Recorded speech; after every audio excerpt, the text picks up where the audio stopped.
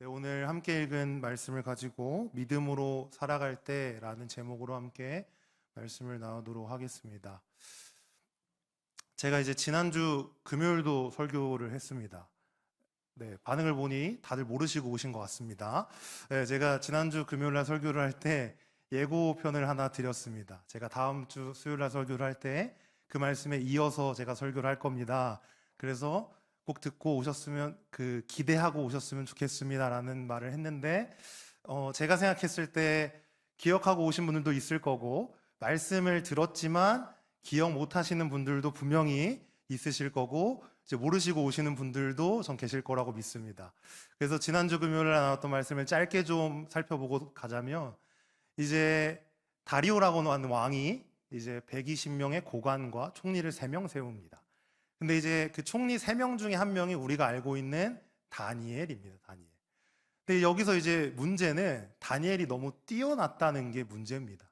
그러니까 이 사람들보다 너무 뛰어나서 왕이 다니엘을 너무 좋아했던 것 같습니다. 그래서 이 다니엘에게 전국을 통치할 수 있도록 이 다니엘을 세우려고 했습니다.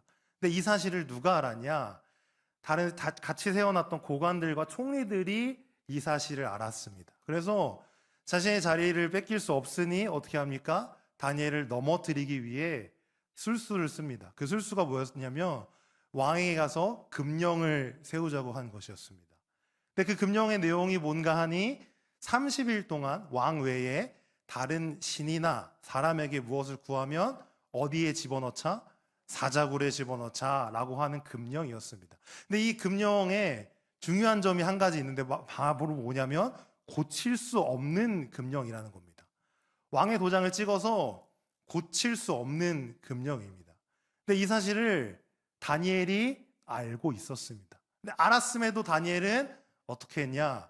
6장 10절을 보니까 이렇게 말씀을 합니다. 다니엘이 이 조서에 왕의 도장이 찍힌 것을 알고도 한마디로 고칠 수 없다는 것을 다니엘은 알았습니다. 그럼에도 불구하고 자기 집에 돌아가서는 윗방에 올라가 예루살렘으로 향한 자기 창문을 열고 전에 하던 대로 하루 3번씩 무릎을 꿇고 기도하며 그의 하나님께 감사하였더라 라고 말씀합니다. 다니엘은 분명히 금령이 세워진 것을 알았습니다.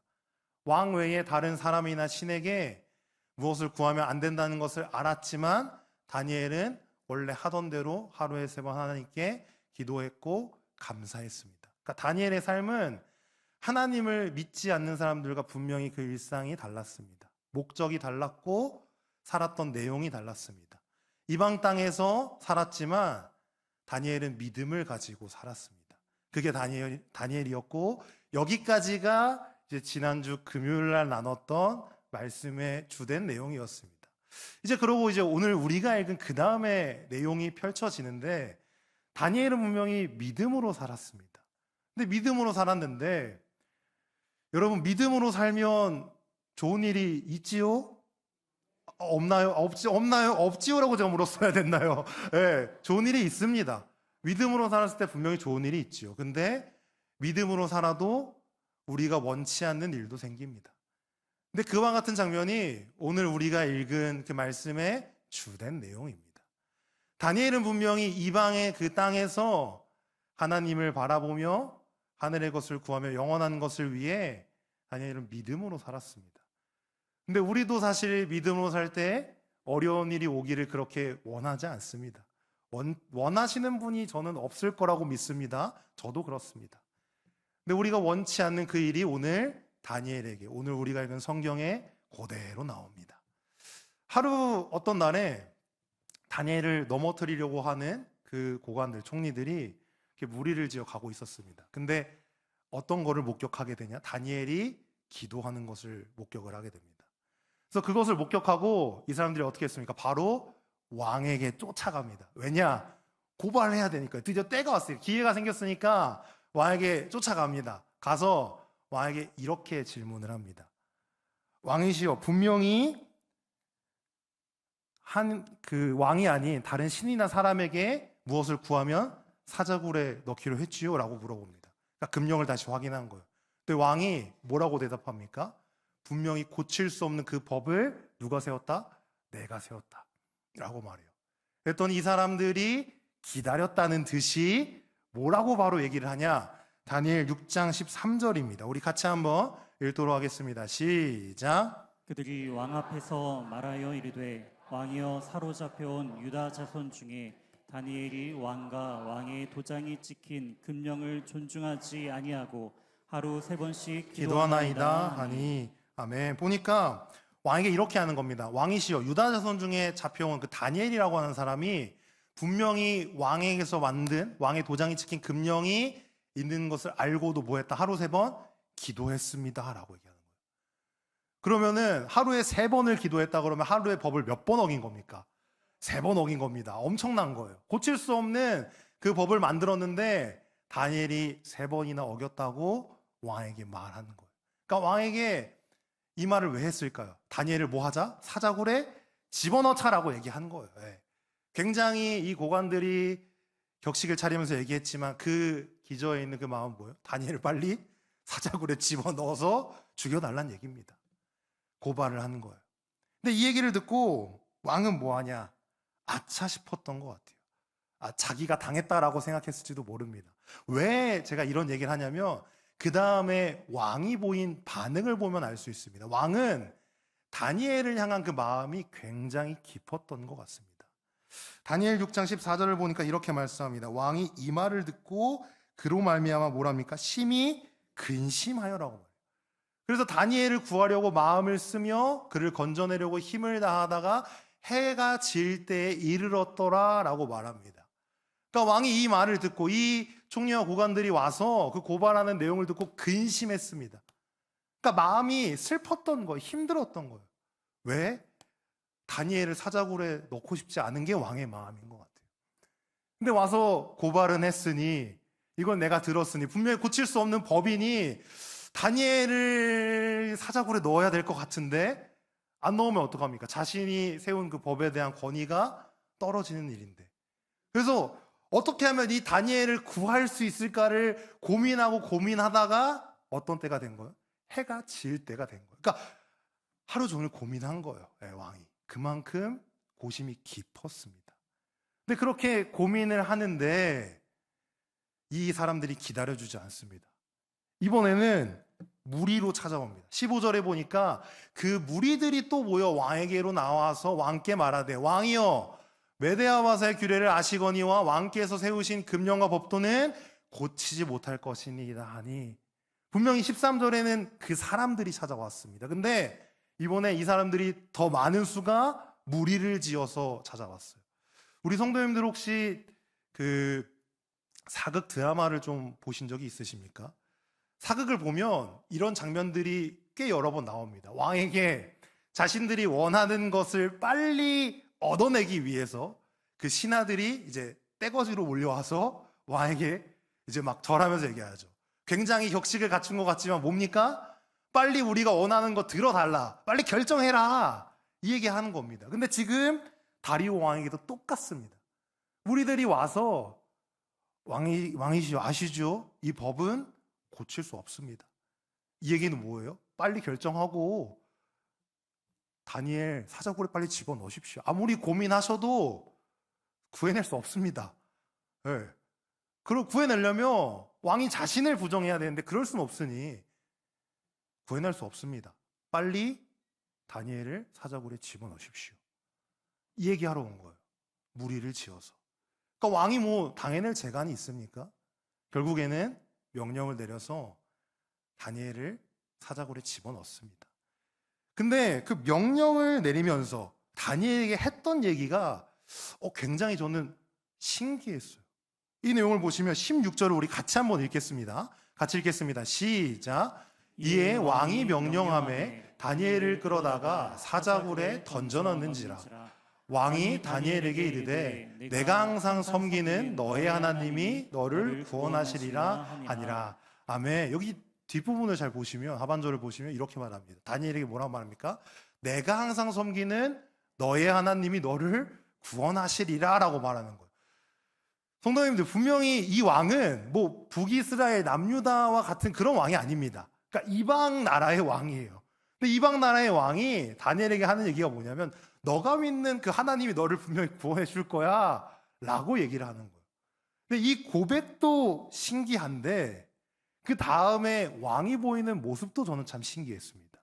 그렇게 다니엘을 사자굴에 집어넣습니다. 그리고 누구도 꺼낼 수 없게 돌로 그 입구를 막아버려요. 그리고 왕은 어떻게 하냐? 18절에 보니까 왕이 궁에 돌아가서는 밤이 새도록 금식하고 그 앞에 오락을 그치고 잠자기를 마다하니라 라고요. 왕이 궁에 돌아가서 뭐 합니까? 일단 금식, 밥을 안 먹었어요. 그리고 오락을, 그러니까 놀지 말라고 얘기하고 잠자기를 마다했다. 한마디로 잠을 잘 못 잤다는 얘기예요. 근데 이것을 같은 구절을 쉬운 성경으로 좀 보면은 좀 더 우리에게 확 그 의미가 좀 다가옵니다. 쉬운 성경으로 보니까 이렇게 말씀합니다. 그런 뒤에 다리오 왕은 왕궁으로 돌아갔습니다. 그러니까 다니엘을 사자굴에 넣고 돌아간 거예요. 그날 밤 왕은 아무것도 먹지 않았고 오락도 금지시켰고 그다음 뭐랍니까? 왕은 잠도 자지 못했습니다. 그러니까 잠도 못 자고 밥도 잘 못 먹고 뭐 노는 거 다 금지시킨 거예요. 근데 이 모습을 보면서 저는 무슨 생각을 했냐면 꼭 어떤 문제 앞에 서 있는 그리스도인의 모습과 되게 흡사하지 않나라는 생각이 들었습니다. 그러면서 저희 가정이 좀 생각이 났어요. 제가 저희 가정이 뭐 지금도 마찬가지지만 연례 행사로 하는 것들이 몇 가지가 좀 있습니다. 근데 그 중에 한 가지가 뭐냐면 제 첫 기억은 제가 7세 때부터였던 것 같아요. 1월 1일이 되면 무조건 저희 집은 금식을 합니다. 네, 그러니까 하루는 일단 무조건 금식이에요. 근데 이제 그렇게 1월 1일을 금식을 하고 제가 한 고등학교쯤 됐을 때 그때부터는 이제 무조건 새해에 3일을 금식을 했어요.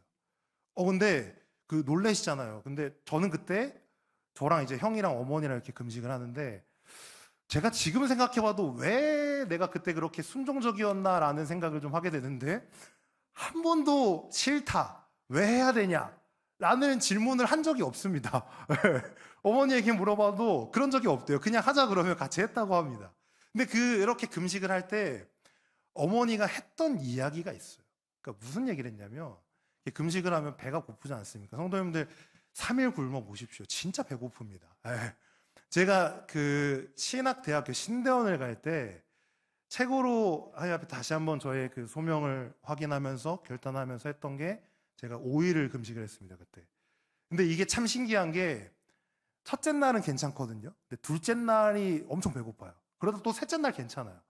근데 넷째 날 되면 또 엄청 배고파요. 근데 또 다섯째 날 되면 또 괜찮습니다. 3일 하면 이래요. 첫째 날 괜찮고 둘째 날 엄청 배고프고 셋째 날 되면 또 괜찮습니다. 금식하면 힘들어요. 근데 그 금식을 할 때 어머니가 저랑 형을 이렇게 불러다 놓고 무슨 얘기를 했냐. 이 금식은 단순히 그냥 우리의 그 음식을 그냥 끊는 데 목적이 있는 게 아니라 그것을 우리의 육체적인 힘을 잠시 내려놓고 하나님께 우리의 초점을 맞추는 데 있다. 그러면서 저희가 왜 새해마다 그렇게 금식을 했냐면 하나님께 이 한 해를 맡겨드리자는 의미였습니다. 근데 그렇게 금식을 해도 그 한 해를 이렇게 살다 보면 어려운 일이 생깁니다. 제 힘으로 우리의 힘으로 어찌할 수 없는 일이 또 벌어집니다.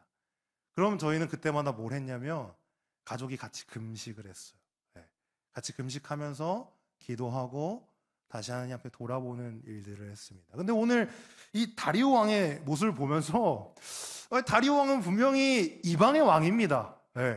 근데 왜 이 사람이 그 어려운 문제 앞에 금식하며 잠도 못 자고 그랬을까? 저는 한편으로는 다니엘에 대한 마음이 너무나도 깊다는 거 하나와 그리고 이 다리오 왕의 고백을 봤을 때 하나님에 대한 어느 정도의 인식은 있지 않았을까라고 좀 생각을 해봅니다.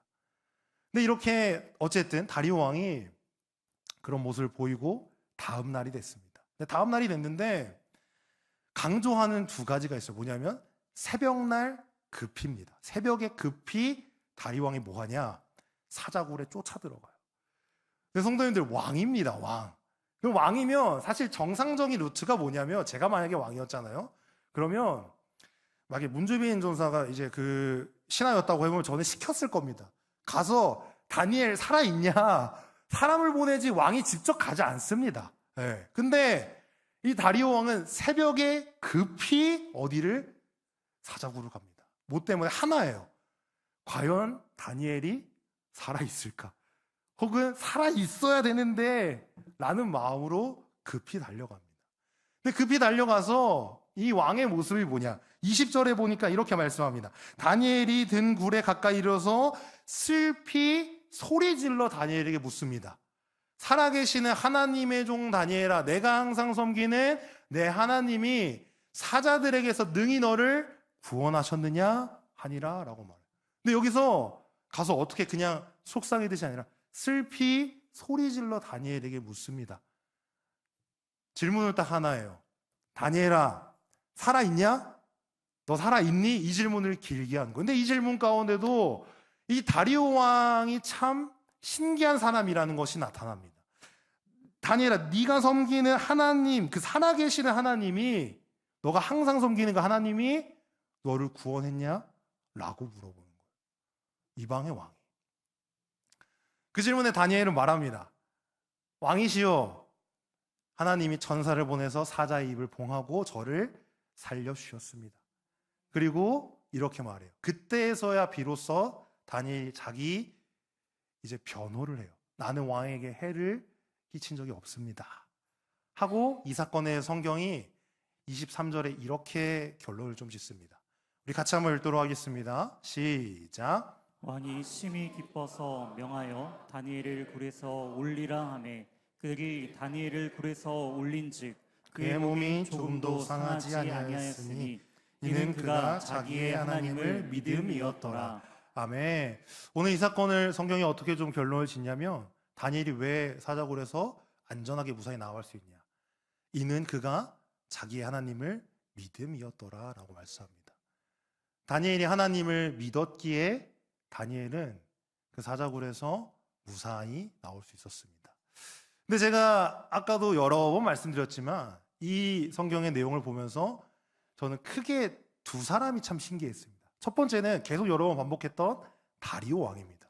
어떻게 이방의 왕이 그 하나님, 특히나 제가 제일 놀랬던 부분은 살아계신 하나님이라는 그 말입니다. 어떻게 이방의 왕이, 왜냐면 분명히 그들도 섬기는 우상이, 신이 있습니다. 근데 하나님을 향하여 이렇게 얘기할 수 있었을까? 근데 더 놀라운 건 이 다리오 왕이 보였던 모습입니다. 성도님들, 다리오 왕이 사자굴에 들어가지 않았습니다. 근데 꼭 자기가 사자굴에 들어간 것처럼 정신이 없습니다. 밥도 안 먹고 잠도 잘 못 자고 오락도 금하고 새벽에 급히 일어나서 왔다 갔다 하는 그 모습을 보면서 이 왕 대체 왜 이러는 거야? 이 왕의 모습이 너무 신기해서. 근데 이 왕을 보면서 연속적으로 누가 너무 신기했냐? 다니엘이 너무 신기했습니다. 오늘 우리가 읽은 이 말씀 어디를 봐도 다니엘이 염려했거나 불안했거나 두려웠거나 자기의 목숨을 구걸했거나 하는 부분이 하나도 없습니다. 하나도 나오지 않아요. 심지어 자기 변호를 언제 해서야 하냐? 그 사자굴에서 하룻밤을 보내고 난 후에 왕을 만나서 그때야 왕이시여, 저는 왕에게 해를 끼친 적이 없습니다 라는 말을 해요. 그 전까지 다니엘은 그냥 왕이 가라고 하니까 사자굴에 들어갔고 그 안에서 그냥 묵묵히 있었던 것 같습니다. 성경이 보여주는 모습은 그렇습니다. 어떻게 다니엘이 그럴 수 있었을까?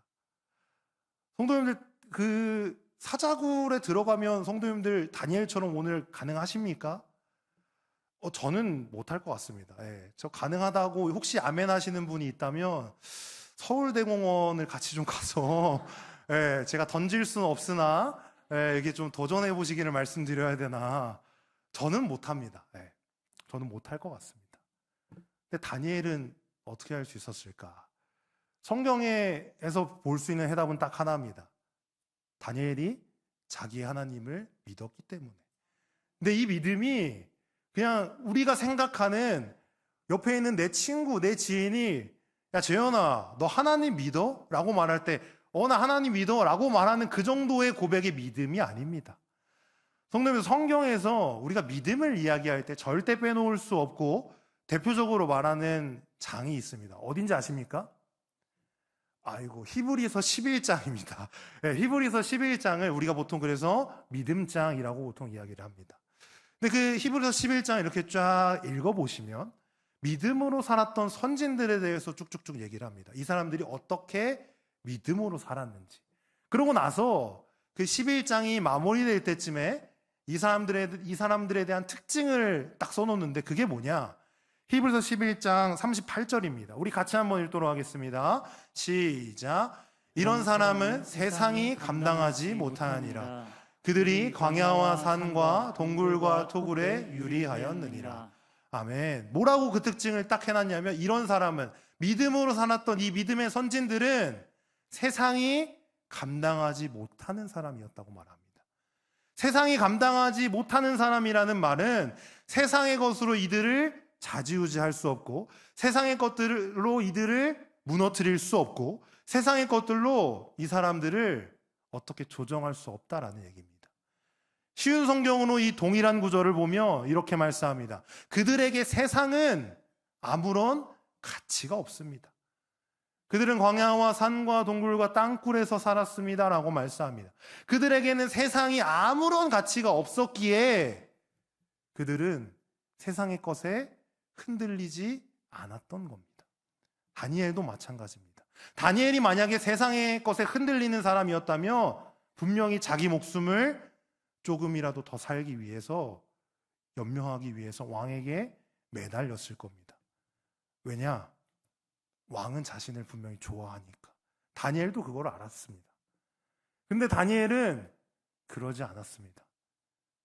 왜 그런 겁니까? 하나님이 자신을 보호할 것을, 그리고 혹시 하나님이 자신을 보호하지 않아서 이 땅에서의 삶이 그 사자굴에서 끝난다고 할지라도 그것이 소망이 아니니까, 그것이 다니엘이 바라는 모든 것이 아니기 때문에 다니엘은 그 사자굴 가운데서도 의연할 수 있었던 것입니다. 성도님들, 우리의 믿음은 어떠합니까? 우리의 현실은 어떠합니까? 이 다니엘처럼 세상의 것에 흔들리지 않는다고 자신할 수 있으십니까? 저는 이 질문 앞에 자유롭지 못한 사람입니다. 설교를 준비하면서 먼저는 제 자신이 저를 제일 많이 돌아보게 됐습니다. 여러분들 앞에 서서 여러분들 믿음으로 사셔야 됩니다. 세상의 것에 흔들리는 것이 아니라 우리가 그 가운데 다름을 보여줘야 됩니다라고 힘있게 이야기하지만 저의 모습도 세상의 것에 흔들리며 안정적인 것을 더욱 바라는 그 모습이 있었음을 다시 한번 보게 됩니다. 성도님들, 근데 우리의 삶이 그래서는 안 되는 거 아닙니까? 하나님을 믿는 우리의 믿음이 그냥 단순히 누군가가 우리에게 물어볼 때 내가 그냥 하나님을 믿는다 정도의 그런 이야기만 하는 그런 믿음이 돼서는 안 될 줄 믿습니다. 우리의 믿음이 오늘 이 다니엘이 보여준 그 모습처럼 하나님을 믿는, 정말로 하나님을 믿는 그런 믿음이었으면 좋겠습니다. 때때로 뭐 저뿐만 아니라 우리 성도님들의 그 모습을 볼 때 저는 그런 생각을 합니다. 우리의 믿음이 살아있는 하나님을 믿는 것이 아니라 죽어있는 하나님을 믿는 것 같습니다. 무덤에서 부활하신 예수님을 믿는 것이 아니라 여전히 무덤에서 다시 살아나지 못한 그 무덤에 묻혀있는 예수님을 믿는 것과 같은 현실을 마주할 때가 있습니다. 우리가 그러한 삶에서 돌아서기를 원합니다. 회개하고 오늘 다니엘처럼, 다니엘은 정말 살아있는 하나님을 믿었습니다. 그렇기에 그 사자굴 가운데서도 세상의 것이 아니라 하나님을 믿는 믿음으로 의연하게 믿음의 모습을 보일 수 있었다고 저는 생각합니다. 성도님들, 우리의 삶이 그랬으면 좋겠습니다. 우리가 그렇게 믿음으로 살아갈 때 우리의 하나님, 우리의 예수님, 우리 주님은 결코 우리를 외면하지 않으십니다. 그 주님은 선하신 목자이시고 우리에게 생명을 주기 위해서 오신 분이십니다. 요한복음 10장 10절을 보니까 이렇게 말씀합니다. 우리 함께 읽겠습니다. 시작. 도둑이 오는 것은 도둑질하고 죽이고 멸망시키려는 것뿐이요 내가 온 것은 양으로 생명을 얻게 하고 더 풍성히 얻게 하려는 것이라. 아멘. 예수님이 이 땅에 왜 오셨습니까? 왜 우리를 구원하셨습니까? 우리에게 생명을 얻게 하기 위해서, 더 풍성히 얻게 하기 위해서 주님은 우리를 주의 자녀 삼으신 줄 믿습니다. 그리고 우리는 딱 한 가지만 하면 됩니다. 믿음으로 이 삶을 걸어나가면 되는 줄 믿습니다. 그때 주님께서 우리를 책임지실 겁니다. 주님이 우리를 지키시고 보호하실 겁니다. 성도님들, 그 주님을 바라보면서 살아계신 하나님을 믿는, 믿음으로 살 수 있는 우리 모두가 되었으면 좋겠습니다.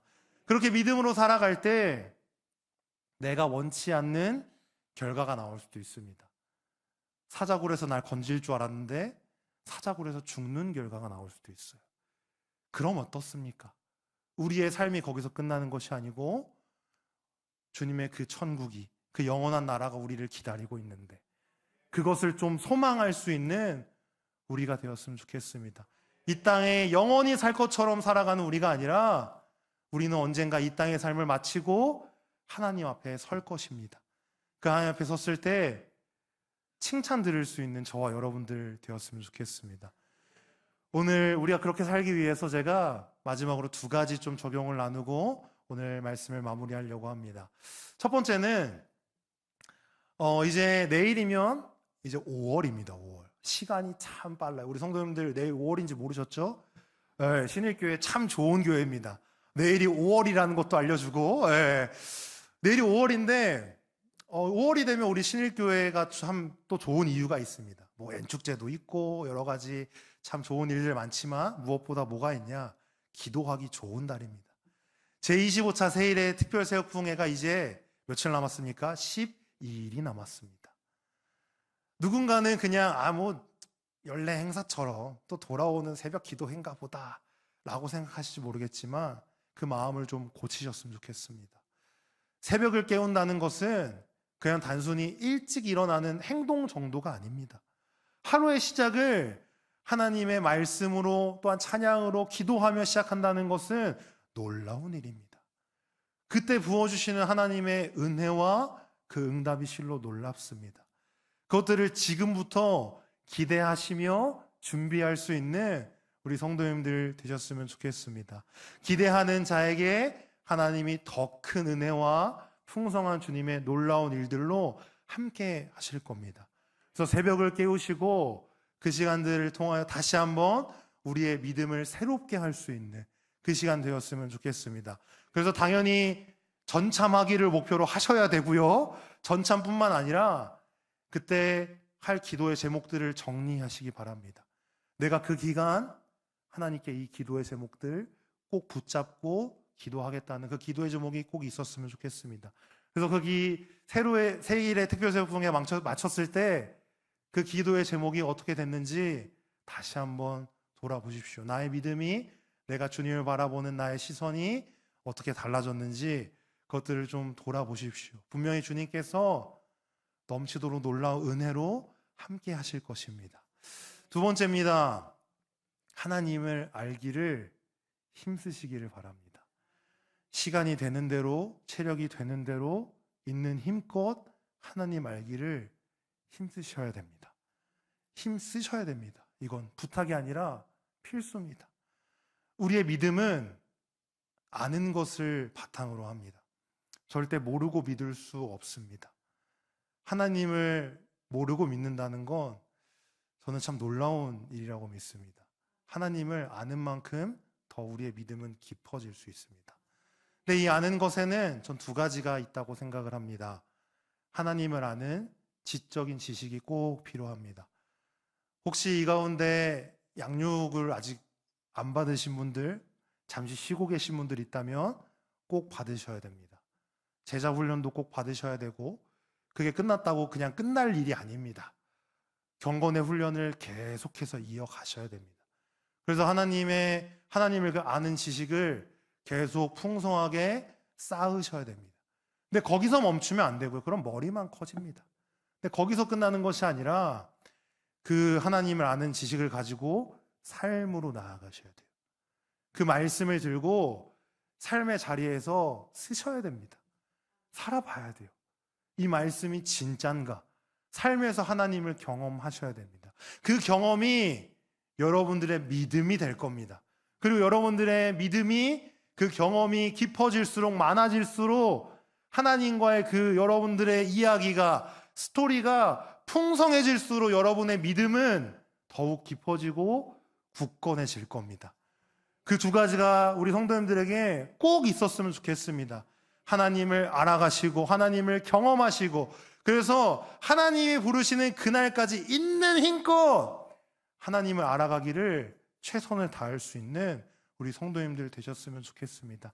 그렇게 하나님 알아가시고 하나님 경험하시고 굳건한 믿음 가지고 이 세상이 감당 못할 예수님의 제자로 사시다가 하나님이 부르시는 그날에 하나님 앞에 서서 꼭 칭찬 들을 수 있는 우리 모든 신의 성도님들 되셨으면 좋겠습니다.